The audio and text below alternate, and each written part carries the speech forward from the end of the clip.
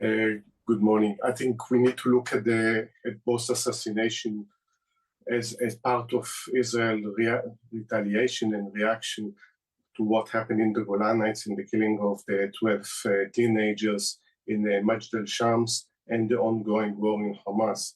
While in a way you can look at them as a separate incidents, one to do more in retaliation to what happened in the Golan Heights and one the war in Gaza. What connects it is Iran and Tehran and the conflict that is ongoing between Israel and Iran for many years.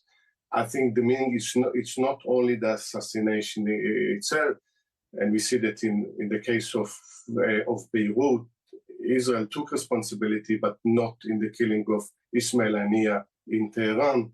But it's also the timing immediately after the swearing in of the Iranian president, and the fact that it happened in Tehran, which drags Iran even more into this or push it more into need to retaliate. Do you think we're now going into a new sort of retaliatory spiral, another tit for tat? I think we are in a very dangerous zone right now. Again, because of the Iranian connection, I think the case of the assassination in Beirut, because it was seen as retaliation to what happened on Saturday in the killing the 12 teenagers, Israel put it as, this was our response to that. We can stop it there if Hezbollah stops there. I think what happens in Tehran, this opened something completely new. I don't think many of us thought that after October 7, Israel won't go after the leadership of Hamas, but the timing, the question of negotiation over ceasefire, the release of the hostages, what does it do to that? And the fact that it happens in Tehran in such a sensitive time brings closer also potentially an Iranian retaliation. But Yossi, does that mean, as you just outlined there, that the ceasefire that Israel had called for, is it now completely off the table? What does it tell us about how seriously Israel was in those demands?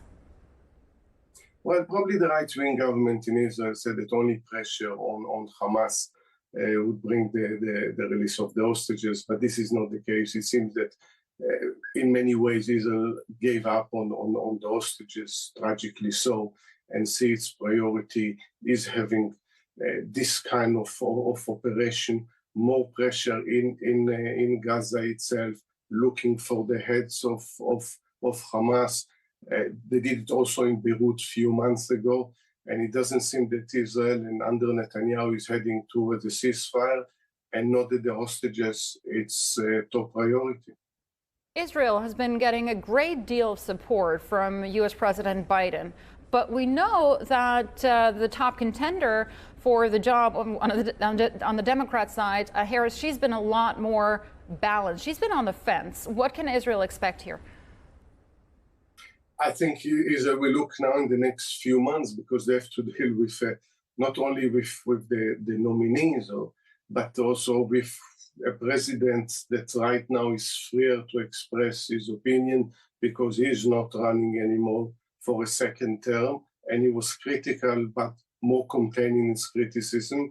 As you mentioned, the presumptive candidate, Kamala Harris, showing more balance and insists that, yes, while supporting Israel, at the same time, the humanitarian disaster in Gaza is completely unacceptable and ceasefire is important. And strangely enough, it's one of the only things that actually also the Republican nominee, Donald Trump, agrees with Democrats. So I think in this sense, the pressure is mounting to a degree, but Netanyahu's calculations are more domestic than international.